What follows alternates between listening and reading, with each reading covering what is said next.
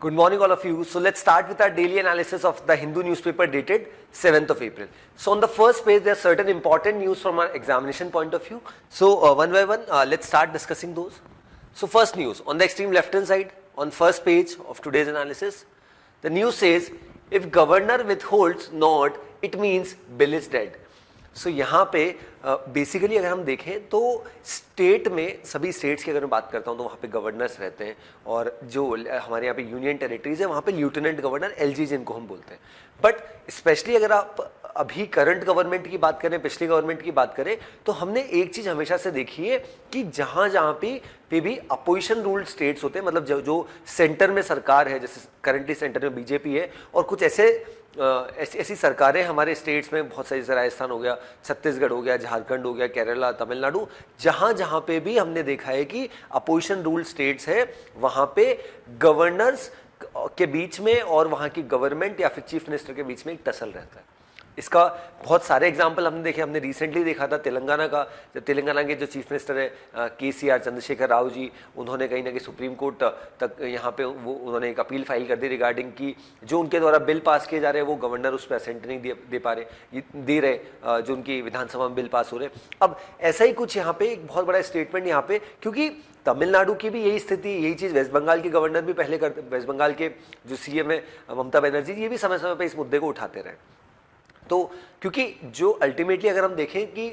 जो गवर्नर्स है उनका अपॉइंटमेंट सेंटर के थ्रू होता है, राइट. सो अब यहाँ पे क्या हुआ, थ्रू प्रेसिडेंट. तो अब यहाँ पे क्या हो गया कि करंट सिचुएशन में ये है कि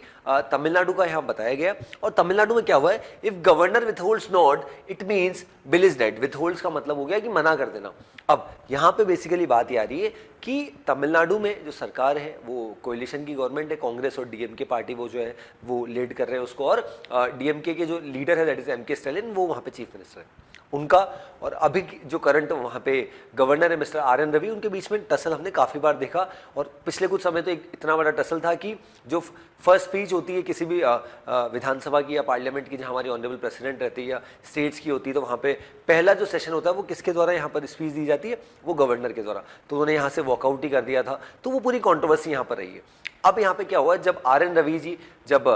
कुछ एस्पिरेंट्स जो है, सिविल सर्विस एस्पिरेंट जो है, उनसे बातचीत कर रहे थे, उनसे रूबरू हो रहे थे, तब उन्होंने स्टेटमेंट दिया कि if governor withholds not it means bill is dead. मतलब गवर्नर ने अगर मनाही कर दी तो बिल डेड हो गया, उसका कोई मतलब ही नहीं.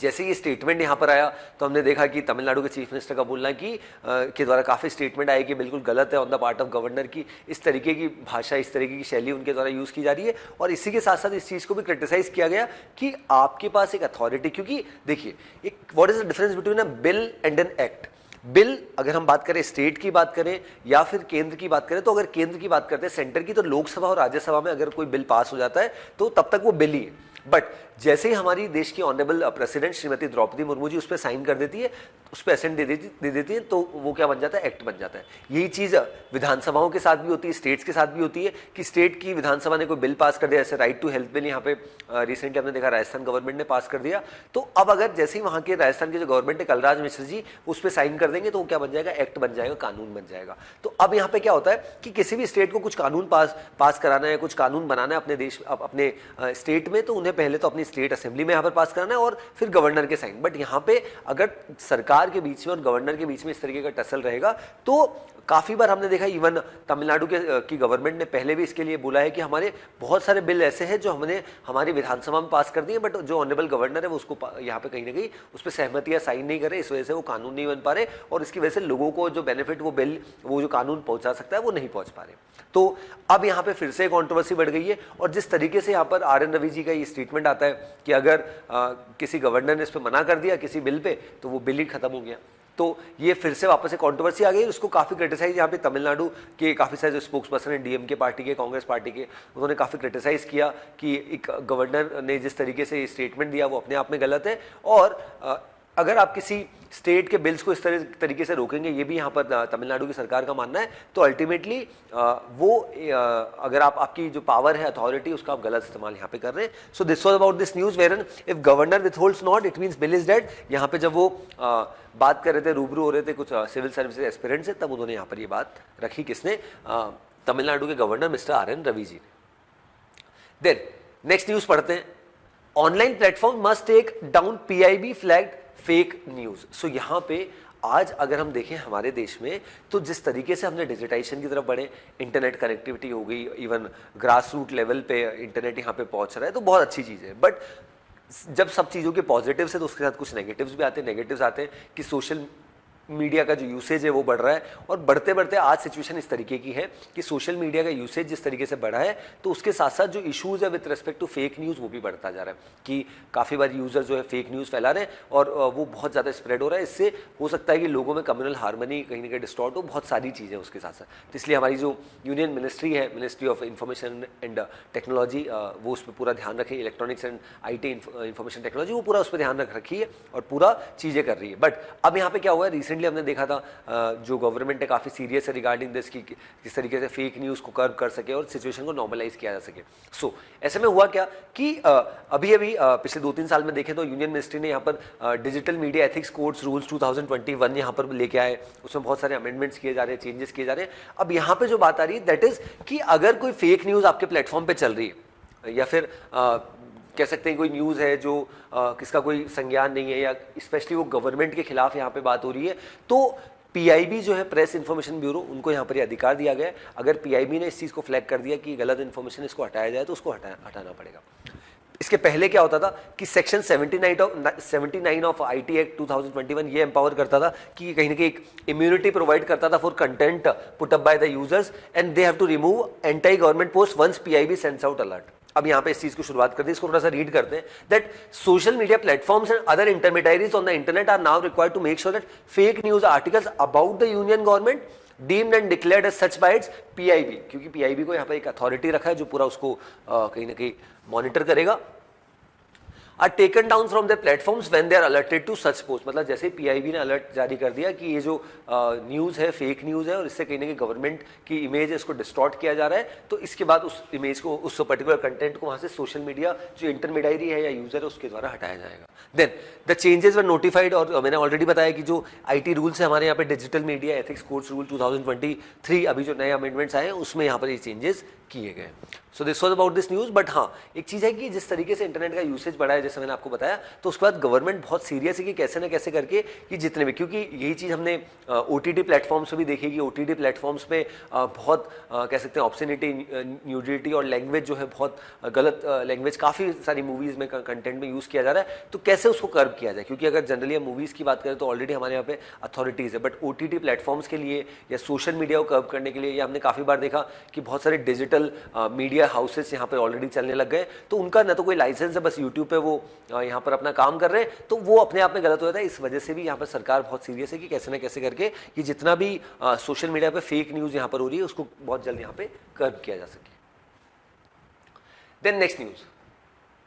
pause not pivot says Das after RBI holds policy rate at 6.5%। सो हम जब रिसेंटली यहाँ पर डिस्कस कर रहे थे, हमने डिस्कस भी किया था कि हो सकता है कि आने वाले समय में, क्योंकि जिस तरीके से ग्लोबली अगर हम देखें तो फेडरल रिजर्व जिस तरीके से रेट्स बढ़ा रहे हैं, US में बढ़ रहा है, रिसेंटली पाकिस्तान में 100 बेसिस पॉइंट्स मतलब 1% रेट यहाँ पे बढ़ा दी गई, तो ऐसा लग रहा था कि भारत में भी 0.25% यहाँ पे रेपो रेट बढ़ाई जाएगी। होता क्या है, बेसिकली हमारे यहाँ पे एक कमेटी होती है, इसका नाम होता है मॉनिटरी पॉलिसी कमेटी, जो हर 2-2 महीने में यहाँ पर मीटिंग करता है। दैट मीन्स साल में रफली 6 बार इनकी मीटिंग होती है, और इसमें टोटल 6 लोग होते हैं इस कमेटी में, और 3 लोग जो होते हैं वो RBI के होते हैं और बाकी 3 लोग गवर्नमेंट के ऑफिशियल्स होते हैं। तो ओवरऑल अगर देखा जाए तो इस कमेटी को अगर हेड जो है हमारे RBI के गवर्नर मिस्टर शक्तिकांता दास जी करते हैं। और अभी कल ही यहाँ पर मीटिंग हुई है, और उस मीटिंग में यह आया है कि रेपो रेट एक ऐसी रेट होती है जिस रेट पे जो कह सकते हैं RBI reserve bank of India commercial banks को पैसा देता है। अगर उस रेट में बढ़ोतरी होती है तो हो सकता है कि आपने अगर कोई लोन ले रखा है तो उसके इंस्टॉलमेंट में भी कहीं ना कहीं एक इंक्रीज देखने को मिले। तो यहाँ पर RBI ने और ये जो RBI की मॉनेटरी पॉलिसी कमेटी ने एक बहुत बड़ा स्टेप लिया है, बहुत अच्छा स्टेप लिया और सरप्राइज किया है काफ़ी लोगों को, क्योंकि काफ़ी लोगों को ऐसा लग रहा था कि 25 बेसिस पॉइंट्स डेफिनेटली यहाँ पर बढ़ेगा, बट ऐसा नहीं किया गया। उसको सेम रखा गया, जिस तरीके से रेपो रेट पहले 6.5% थी उसी को यहाँ पर कंटिन्यू किया गया। तो जनरली अगर हम देखते हैं तो काफ़ी बार कुछ डिसीजन लिए जाते हैं, उसमें एम्बिग्यूटी होती है, या 4:2 का रेशो, 3:3 वो थोड़ा सा वैसा होता है। बट इस बार जो मॉनेटरी पॉलिसी कमेटी के 6 के 6 लोगों ने इस पर यहाँ पे सहमति जारी करी, और यूनानिमस डिसीजन था कि सभी का ऐसा मानना था कि रेपो रेट को करंटली जो 6.5% है हमारे देश में, उसको उसी रेट पर कंटिन्यू किया जाए ताकि लोगों के ऊपर और बर्डन ना आए। अल्टीमेटली अगर देखा जाए मॉनेटरी पॉलिसी कमेटी का काम ये होता है हमारे देश में कैसे ना कैसे करके इन्फ्लेशन को 2 से 6% तक यहाँ पे रखा जाए। अगर हम रेपो रेट वगैरह बढ़ा देंगे तो हो सकता है लोग लोन ना ले, तो जीडीपी उससे डेफिनेटली डिक्रीज होती है, बट उसको बहुत कम कर दिया और बहुत ज़्यादा मार्केट में पैसा आ गया तो उससे इन्फ्लेशन, हाइपर इन्फ्लेशन की सिचुएशन है। तो दोनों को बैलेंस करना अपने आप में बहुत बड़ा चैलेंज है। और स्पेशली हमने कोविड के समय लगभग 2 साल तक देखा था कि हमारे देश में रेपो रेट 4% ही थी, फिर धीरे धीरे यूएस में फेडरल रिजर्व से सारी चीज़ें जिस तरीके से चेंजेस हुई उसके बाद हमने धीरे धीरे बढ़ाते बढ़ाते 6.5%, 6.5% यहाँ पर कर दिया। अब स्पेशली करंट सिचुएशन की अगर हम बात करें, ये बहुत बोल्ड स्टेप है, क्योंकि जिस तरीके से वर्ल्ड में जिस तरीके से बैंक्स कोलैप्स हो रहे हैं, बहुत सारी चीज़ें हो रही है, तो ऐसे में इंडियन गवर्नमेंट का, इंडियन इकोनॉमी का स्टेबल होना वो अपने आप में बहुत जरूरी है। और उसी के लिए यहाँ पे स्टेप यहाँ पे लिया गया और इसको यूनानिमसली सभी मॉनेटरी पॉलिसी कमेटी के मेंबर्स ने यहाँ पर सपोर्ट किया। चलिए नेक्स्ट पे बढ़ते हैं आगे। City part we are going to skip. States पे ये न्यूज ऑलरेडी हमने डिस्कस करी that the governor should not think he is a great dictator, says Tamil Nadu chief minister, जब यहाँ पे सिविल सर्विसेज एस्पिरेंट से यहाँ पे बातचीत कर रहे थे, कौन, तमिलनाडु के governor, as you can see in the photograph. Then this is a lot of political news are there. Right to health bill already हमने डिस्कस किया राजस्थान में। Okay, so today we'll be discussing one editorial and 2 opinions. So what the title of the first editorial says, a very different conception of Ram राज्य। सो यहाँ पे author ने बात करी जो हिमसेल्फ शशि थरूर जी, जो एक तिरुवनंतपुरम केरला में वहाँ से लोकसभा सांसद हैं और काफ़ी सारी बुक्स लिखी, काफ़ी बड़े स्कॉलर है। तो उन्होंने यहाँ पर ऑथर ने जो राम राज्य का जो कॉन्सेप्ट है उसकी बात करी, उसको कंपेयर किया कि जो गांधीवियन जो कहीं ना कहीं आइडिया था राम राज्य का, जिस तरीके से वो चाहते थे कि सभी इंक्लूसिविटी यहाँ पे काम करे और किस तरीके से there should be harmony, social harmony, economic justice, political freedom, ये सब चीज़ें होनी चाहिए। बट आज का स्पेशली बीजेपी का एजेंडा या स्पेशली आरएसएस की ऑथर ने बात करी, या जो गोलवालकर जी उनकी बात करी यहाँ पर, एमएस गोलवालकर जी जो लंबे समय तक सरसंघ चालक यहाँ पर रहे आरएसएस के, और यहाँ पे और बाकी लीडर्स की भी बीडी सावरकर जी की यहाँ पर बात करी, उन सबको यहाँ पे हाईलाइट ऑथर ने किया। अब वन बाय वन पूरा इसको रीड करते हैं। बेसिकली यहाँ पर ऑथर का ये मानना है कि अगर हम अभी की करंट गवर्नमेंट का स्टांस देखें विद रिस्पेक्ट टू राम राज्य, तो उनका एक अलग है, या तो आप इस साइड हो या आप उस साइड हो, उनका स्टांस इस तरीके का है। और यही चीज़ बीडी गोलवालकर जी जो मैंने आपको बताया, जितने लंबे समय तक यहाँ पे जो सरसंघ चालक थे, उनका जो आइडिया था उसी को यहाँ पे आगे लेके जाना चाह रहे हैं। अब कॉन्सेप्ट तो गांधी जी का भी अहिंसा वाला था और वो भी नॉन वायलेंस की बात करते थे, लेकिन जिस तरीके से उनको एज एन आइडियल मान के या उनके पाथ पे आगे बढ़ते हुए, बट जो क्योंकि आइडिया दोनों का सेम था, गांधी जी भी नॉन वायलेंस की बात करते थे, अहिंसा की बात करते थे, राम राज्य की बात करते थे, सौदर ने बोला, बट अल्टीमेटली अगर पर्पस देखा जाए तो आज बातचीत वही आ गई कि आप किस तरीके से उसको फोर्सफुली यहाँ पर आप अपने देश में यहाँ पर उसको इंप्लीमेंट कर रहे हैं। अब देखिए, Mahatma Gandhi idea of Ram Rajya, the very idea of Gandhi, one must say is in danger of being swept aside by prevailing ideological current. क्योंकि करंट में जो सिचुएशन है, गवर्नमेंट है ironically in favour of a very different conception of Rama. These days, when the standing of his historic detractors is an all-time high, Gandhi has been criticized for weakness, for having bent over too far. That means, या ये भी चीज़ author ने बताई कि जब गांधी जी बात करते थे यहाँ पर सोशल हार्मनी की, जस्टिस की, सेकुलरिज्म की, तो उनका कहीं ना कहीं फोकस होता सभी को यहाँ पर साथ में लाना, बट यहाँ पे कुछ कम्युनिटी विशेष को टारगेट करना, उन सब चीज़ों को भी यहाँ पे ऑथर ने साइड किया। Then truth and the Mahatma. So basically यहाँ पर सच्चाई की बात की गई कि किस तरीके से काफ़ी बार कुछ चीज़ों को यहाँ पर जो सच होता है उसको किस तरीके से तोड़ मरोड़ के अलग तरीके से यहाँ पर लाया जाता है, उसको भी यहाँ पे ऑथर ने साइड किया। और उसी के साथ साथ जो सिचुएशन यहाँ पे है, ऑथर ने जो गांधी जी की बुक है उसको भी यहाँ पे साइड किया, माई एक्सपेरिमेंट विथ ट्रुथ, उसमें भी यहाँ पर ऑथर ने हाईलाइट किया। और बेसिकली ऑथर ने क्या बोला, no dictionary imbues truth with the depth of meaning Gandhi ji gave it, his truth emerge from his convictions, it meant not only what was accurate but what was just and therefore right. Truth could only be obtained by untruthful or unjust means. So basically यहाँ पर truth and untruth की यहाँ पर बात की, किसी के लिए कोई चीज़ सही है, किसी लिए कोई चीज़ का अलग पर्सपेक्टिव है, उस नज़रिए से यहाँ पे कहीं ना कहीं ऑथर ने बात करी। और कहीं ना कहीं जो मैं बता रहा हूँ बार बार कि करंट गवर्नमेंट को किस तरीके से यहाँ पे उनका जो आइडिया है और किस तरीके से वो अपनी आइडियोलॉजी को यहाँ पर कहीं ना कहीं फॉलो कर रहे हैं, उसको यहाँ पे ऑथर ने हाईलाइट किया। इसी के साथ साथ an ambivalence, that is the attitude of Hindutva inspired government of Prime Minister Narendra Modi towards Gandhi ji is deeply ambivalent। क्योंकि हमने समय समय पर देखा है कि करंट गवर्नमेंट गांधी जी का बहुत सम्मान करते हैं, बट कुछ इंस्टांसेस हमने देखे जब उनको क्रिटिसाइज भी किया जाता है by the current government. Even हमने लेट पंडित जवाहरलाल नेहरू जी को भी देखा है कि काफी बार इवन प्राइम मिनिस्टर ने भी उनको क्रिटिसाइज किया। Then Hindutva ideologue V.D. Savarkar whom Mr. Modi has described as one of his heroes, had expressed contempt for Gandhiji's perverse doctrine of non-violence and truth and claimed it was bound to destroy the power of the country. So यहाँ पे थोड़ा सा इतिहास भी बताया कि वहाँ उस समय क्या सिचुएशन थी, वीडी सावरकर जी और गांधी जी के क्या रिलेशन थे, किस तरीके से उनके खिलाफ, सो वो सारी चीज़ें ऑथर ने यहाँ पर हाईलाइट करी। और इसी के साथ साथ एंडिंग की अगर बात करें द डिफरेंस, अब देखिए विजन दोनों का सेम है। गांधी जी की बात करें, करंट गवर्नमेंट का किस तरीके से आगे बढ़ना है, किस तरीके से राम राज्य की बात करनी है और सभी को साथ में लेके चलना है, बट जो तरीके हैं, जिस तरीके से आगे बढ़ा जा रहा है और जिस तरीकों से यहाँ पर फोर्सफुली चीज़ों को यहाँ पर हथियाने की कोशिश की जा रही है, उसको भी यहाँ पे ऑथर ने हाईलाइट किया। अब ऑथर ने अगर इसके एंडिंग अगर कंक्लूडिंग रिमार्क अगर हम पढ़े, the principles Gandhi ji stood for and the way in which he asserted them are easier to admire them and follow than to follow. But their conception of Ram Rajya represented an ideal that is betrayed every day by those who distort Hinduism to promote a narrow exclusive bigotry. मतलब आज की जो government है वो उस चीज़ को किस तरीके से यहाँ पर लेके आई है और किस तरीके से उसको यहाँ पर फोर्सफुली यहाँ पर उसको इम्प्लीमेंट किया जा रहा है, और जो मैंने स्टार्टिंग में साइड वाली चीज़ बताई कि इधर you are on our side और दैट साइड, तो उसको यहाँ पे जो गवर्नमेंट है करंट गवर्नमेंट के द्वारा फोर्सफुली यहाँ पर एनफोर्स किया जा रहा है। इस चीज़ को ऑथर ने यहाँ पर क्रिटिसाइज किया है। चलिए देन फर्स्ट ओपिनियन पढ़ते हैं। What the title says,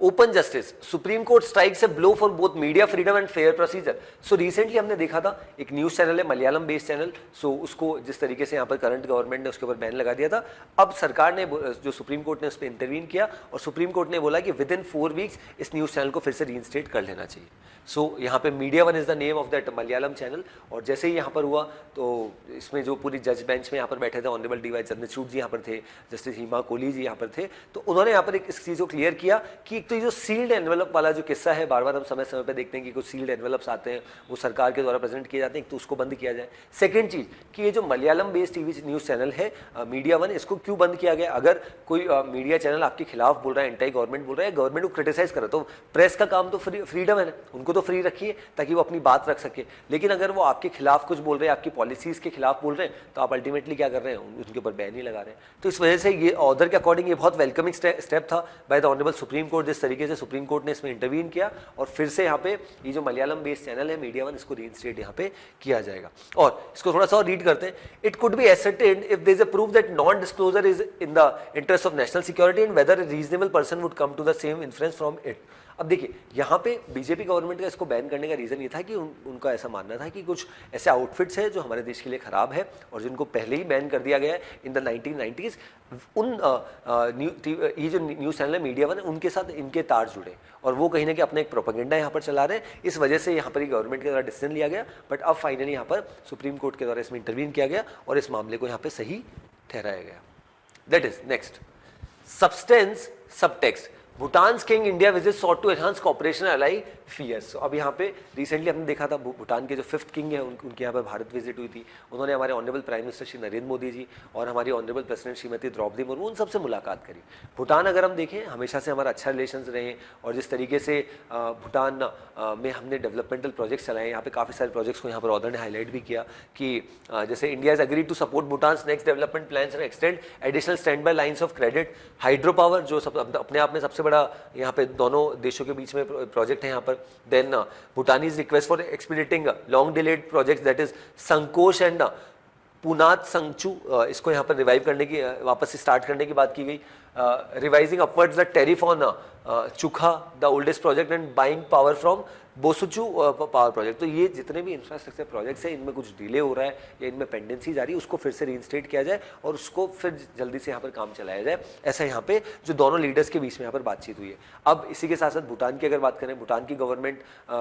India हमेशा से उनको सपोर्ट करती रही है हर फ्रंट पे, जैसा मैंने आपको बताया। बट रिसेंटली भूटान के यहाँ पे चाइना के साथ जिस तरीके से रिलेशंस हुए और चाइना के साथ जिस तरीके से कुछ पैक्ट साइन हुए, तो वो अल्टीमेटली इंडिया के लिए भी कंसर्न है। और अब जिस तरीके से भूटान के राजा का, किंग का भारत आना और उन भारत के लीडर से बातचीत करना, अहम मुद्दों पर चर्चा करना, वो अल्टीमेटली यहाँ पर चाइना को भी कहीं ना कहीं खटक रहा है, क्योंकि चाइना नहीं चाहता, चाइना स्पेशली भारत का जो कह सकते हैं नेबरिंग कंट्रीज है, इंडियन सब कॉन्टिनेंट है, उसमें जो देश है उसमें ऐसा चाहता है कि जो देशों के साथ भारत के रहे वो इतने अच्छे ना रहे और चाइना उनको और बेटर करने की कोशिश कर रहा है उनके रिलेशंस। तो ऐसे में यहाँ पर ये चाइना के लिए एक बहुत बड़ा ब्लो है जिस तरीके से भारत की सरकार ने यहाँ पर भूटान के किंग यहाँ पर आए और उनकी हमारे देश के सबसे बड़े लीडर से यहाँ पर मुलाकात हुई, including the foreign affairs minister S Jaishankar ji. So this was about this news.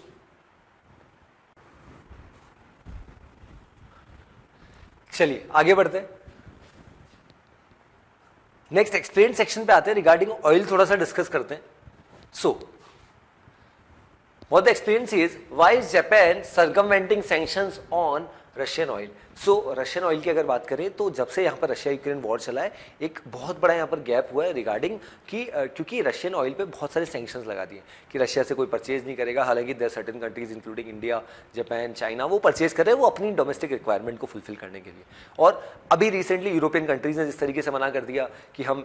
या फिर रशिया से परचेज नहीं करेंगे कुछ भी, तो अब डायरेक्टली हो कह रहा है इंडिया इसमें बहुत बड़ा रोल यहाँ पे प्ले कर रहा है. और इंडिया के पास जो बड़ी बड़ी रिफाइनरीज है इंक्लूडिंग जो जामनगर की रिफाइनरीज है, इंक्लूडिंग जो हमारी कंपनीज है, रिलायंस हो गया, नायरा एनर्जी हो गया, ये सब यहाँ पे बहुत अच्छा मुनाफा यहाँ पर कमा रहे हैं, जो बहुत अच्छी बात है.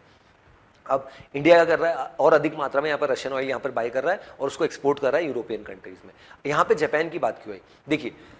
ओवरऑल वर्ल्ड में जितना भी रशियन ऑयल यहाँ पे एक्सपोर्ट होता है लगभग उसका कंट्रीब्यूशन 10% है. लेकिन पिछले कुछ समय से जिस तरीके से अभी ओपेक नेशंस का हमने रिसेंटली डिस्कस भी किया था और रशिया ने जिस तरीके से बोला कि अब ओवरऑल जो जितना एक्सपोर्ट यहाँ पे किया जाता है, जितना सप्लाई किया जाता है उसमें कमी आएगी. अब अगर उसमें कमी आएगी तो डिमांड बढ़ेगी तो अल्टीमेटली प्राइस बढ़ेगा. अब यहाँ पे जापान की बात करिए, जापान ने क्या किया है रिसेंटली अगर हम देखें तो ओवरऑल जो प्राइसिंग चल रही थी, क्योंकि वेस्ट ने यहाँ पर सैंक्शंस लगा दिए थे और रशिया के ऊपर क्लियरली कर दिया था कि $60 पर बैरल से सस्ते में कोई रशिया से यहाँ पर नहीं खरीद सकता. बट आज की स्थिति जापान की है कि जापान अच्छे से यहाँ पे प्रोक्योरमेंट कर रहा है और एक अच्छे प्राइस पे यहाँ पे लगभग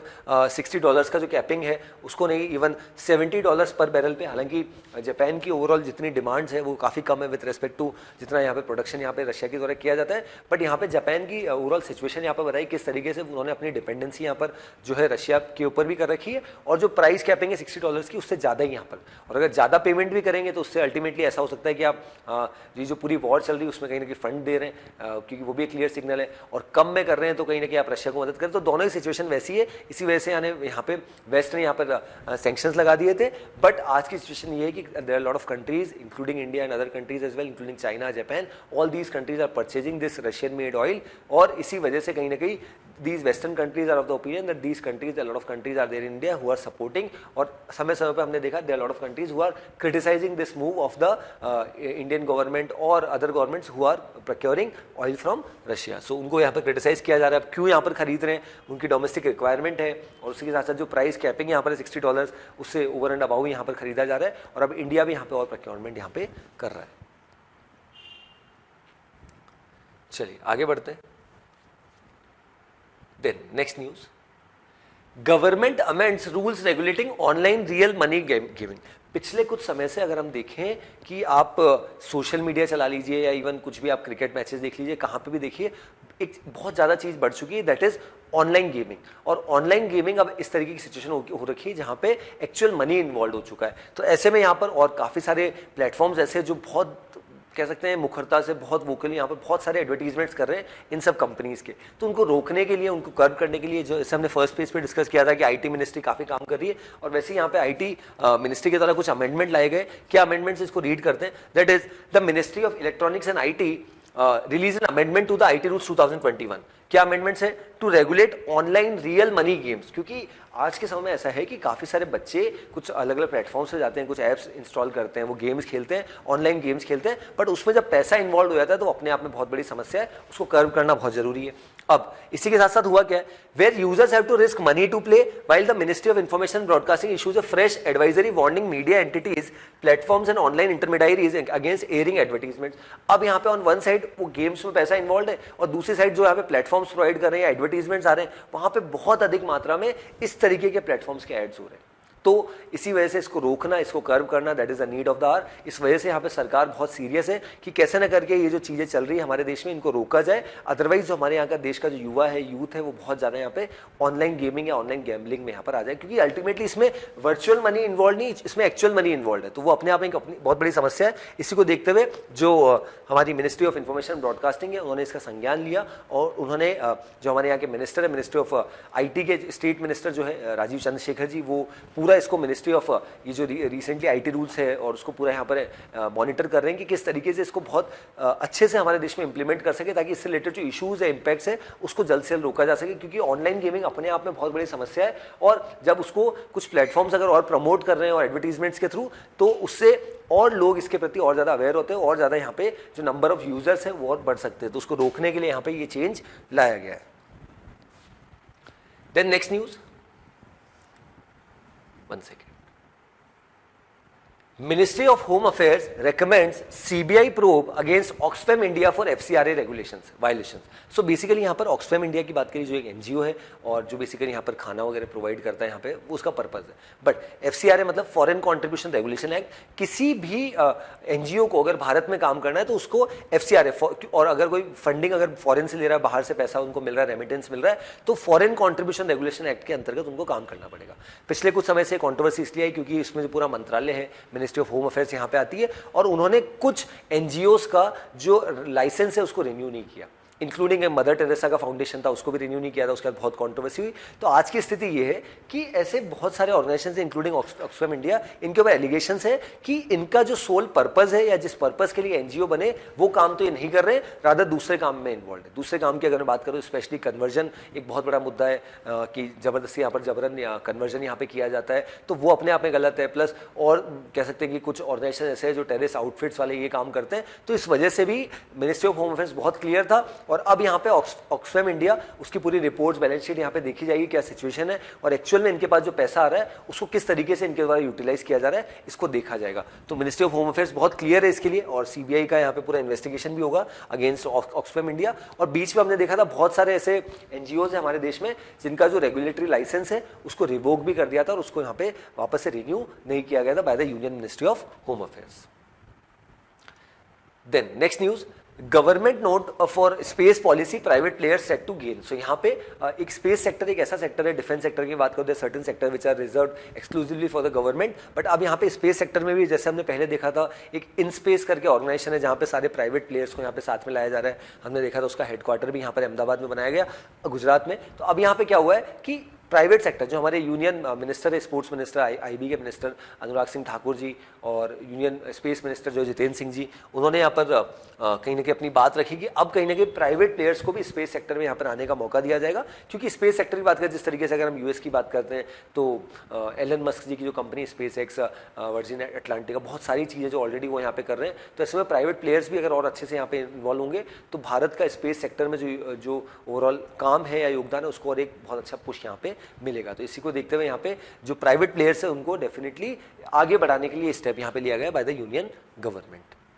then next news, India denies Chinese allegations और China's allegations of unfair treatment of journalist. So यहाँ पे बात की गई है, रिसेंटली हमने देखा था जिस तरीके से चाइना ने रीनेमिंग करी थी 11 प्लेसेस की इन अरुणाचल प्रदेश, तो उसके बाद इंडिया ने क्रिटिसाइज किया, और उसके बाद चाइना का ये मानना था कि इंडिया के कुछ जर्नलिस्ट जो है वो जो चाइना में काम करते हैं उनको रेसिप्रोकल वीज़ा या उनके काम के लिए मनाही यहाँ पर हो गई, कुछ इशूज़ हो गए थे। फिर यहाँ पे अब जिस तरीके से चाइना ने उस चीज़ को बात रखी कि हमारे जितने टीवी जर्नलिस्ट पहले हुआ करते थे, आज जितने उसमें काफ़ी कमी आ गई है, और जितने हमारे संवाददाता है, करस्पॉन्डेंट्स है जो चाइनीज़ है, जो भारत में रहते हैं, पूरी न्यूज़ कवर करते हैं, उसमें बहुत कमी आई। तो अब यहाँ पे जैसे ये न्यूज़ आई तो हमारे मिनिस्ट्री ऑफ एक्सटर्नल अफेयर्स के जो स्पोक्स पर्सन है मिस्टर अरिंदम बागची, उन्होंने यहाँ पर इसका संज्ञान लिया। उन्होंने बोला कि इंडिया ने डिनाई किया Chinese allegation of unfair treatment of journalist. That means कि हमने ऐसा कुछ किया ही नहीं, उनके साथ कुछ गलत और ज़बरदस्ती हमारी इमेज को डिस्टॉर्ट करने के लिए ये चाइनीज़ गवर्नमेंट के द्वारा ये किया जा रहा है, ये षड्यंत्र यहाँ पे रचा जा रहा है। अदरवाइज इस तरह की कोई चीज़ हुई नहीं है, और अल्टीमेटली अगर लोग कम हुए तो हो सकता है कि आपने बुलाया, बाकी हमने किसी को यहाँ पे फिर से भेजा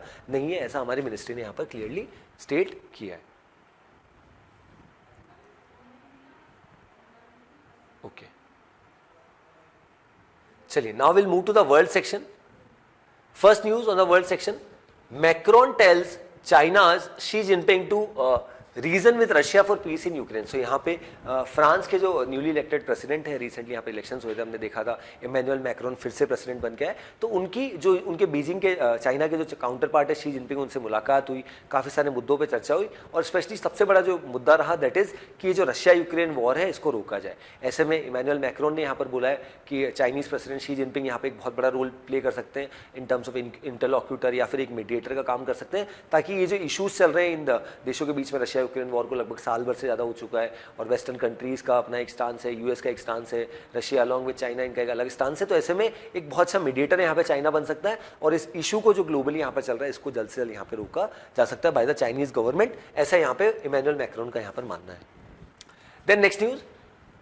Saudi Arabia Iran reach agreement on joint plan. So यहाँ पे चाइना ने एक बहुत बड़ी चीज यहाँ पर करी थी 6 to 10th ऑफ मार्च, लगभग 5 दिन की मीटिंग थी बीजिंग में चाइना में, जहाँ पे ईरान और सऊदी अरेबिया की बात करें, दोनों देशों के लगभग 2016 से रिलेशन है वो खत्म हो चुके थे, लेकिन उन रिलेशंस को वापस से रीइंस्टेट कराने में यहाँ पर चाइना ने एक बहुत बड़ा अग्रीमेंट यहाँ पर साइन कराया और उसकी शुरुआत यहाँ पे ऑलरेडी हो चुकी है जब दोनों देशों ने इस चीज़ को अग्री किया कि दोनों देश अपनी अपनी जगहों पर एक दूसरे की एम्बेसी यहाँ पर सेटअप करेंगे। तो ये